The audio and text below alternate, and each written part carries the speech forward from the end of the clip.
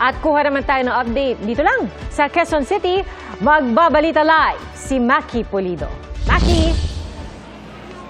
Dahil sa init at siksikan ay may ilan na sa mga botante ang nahimatay. Actually, dalawa sa kanila yung inabutan namin na nahimatay habang kami nag-iikot dito sa loob ng paaralan. Yung isa sa mga naabutan namin, sa isang siksikang presinto kasi, ang sabi niya, 1 oras na raw siyang nakapila at dahil masikip yung pasilyo, ito yung corridor sa dami ng mga botante, siya yung saglit na wala ng malay. Nakarating naman actually agad yung medic at nabigyan naman siya agad ng first aid at ang payo lamang naman sa kanya uminom ng maraming tubig, slightly elevated daw yung blood pressure at posible raw na ito ay dahil nga dun sa init at sa pagod, kaya ang payo lang sa kanya ay uminom ng maraming tubig. So dun sa presinto kasi na yon ay 7 clustered precincts yung naroon, kaya naiipon yung mga tao. Sa ibang presinto ay hindi naman ganon katindi yung pila.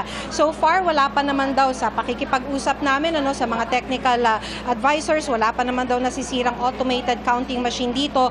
Nagkakaaberya lang minsan sa mga balotang hindi ma-feed sa scan. At kung nangyayari ito, medyo tumatagal talaga yung pila. Katulad ng isang botante, hindi naman masyadong madaming tao dun sa kanilang presinto, pero dahil nagkaaberya, yung sinusundan niya na botante ay umabot pa rin ng 17 minutes mula sa pagpasok niya sa classroom hanggang siya'y malagyan ng indelible ink. So, mas mabilis naman talaga ito kumpara naman dun sa mga para sa senior citizens, PW at buntis. Yung isang binantayan ko na senior citizen nagsimulang pumila ng 8:31 ng umaga.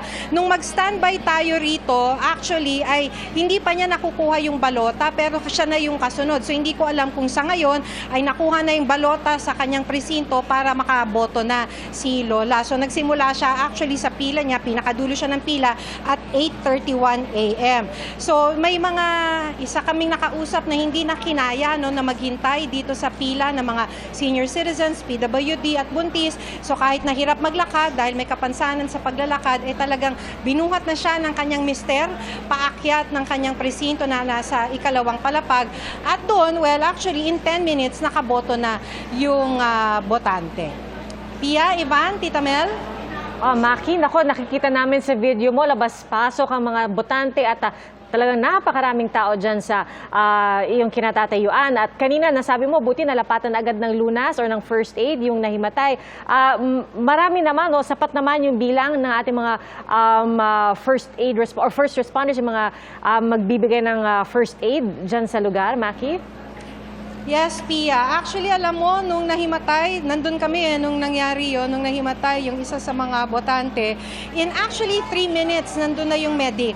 Dahil may mga naka-standby dito ng first aid team and actually may ambulansya pa. So at least yun napaghandaan. Isa kasi ito sa, ito na yung pinakamalaki na polling place dito sa Quezon City. So inaasahan nila na talagang maraming botante na darating rito. At isa nga sa napaghandaan ay yung first aid team at yung ambulansya na naka-standby. Alright, mabuti maraming medic ang naka-assign dyan at napakaraming tao. Maraming salamat sa iyo, Maki Pulido.